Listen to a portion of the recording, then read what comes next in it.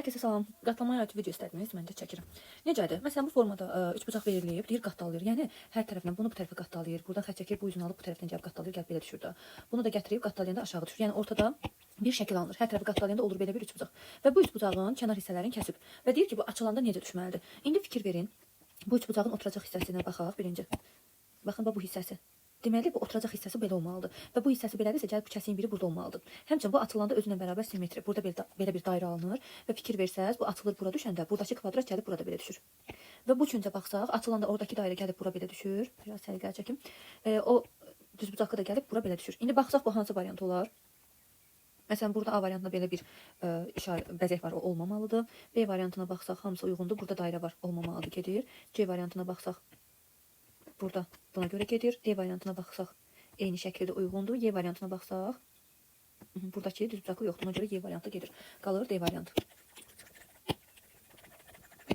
Bir də bunun tapmaca üsulu var. Tapmaca üsulu nədir? Çoxluq azlığa tabedir. Məsələn, biz baxsaq, tutaq ki, bu bəzəyə baxırıq. Baxın, bu 1, 2, 3, 4 dənəsinə var, 1 dənəsinə yoxdur. B-də yoxdur. Deməli, B variantı səhvdir.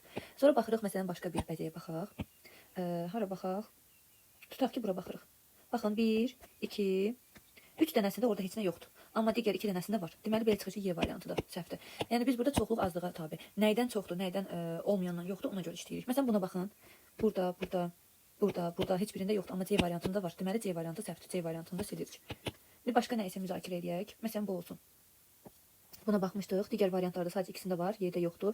Bunu tapmışıq, bu getdi. Başqa nə var? A-la D-dəki müqayisəyə baxsaq, bu hissə. Bu hissə baxın, digərlərində yoxdur, amma A variantında var. Deməli, A variantı səhvdir və qaldı düzgün cavab. Bir də bu tipli qatlamaya baxaq. Burada necədir? Birinci kvadrat şəkilli vərəq verilib, sonra vərəq görürsüz bu formada qatlanıb, sonra tən ortadan qatlanıb, yəni belə olub. Yəni 4-dən 1 hissəsi olub da bu şəkil. İndi baxırıq, eyni şeyi təsəvvür edin ki, vərəq bu formada olsa, biz bunu açsaq, buradakı bəzəkdən eyni burada olur.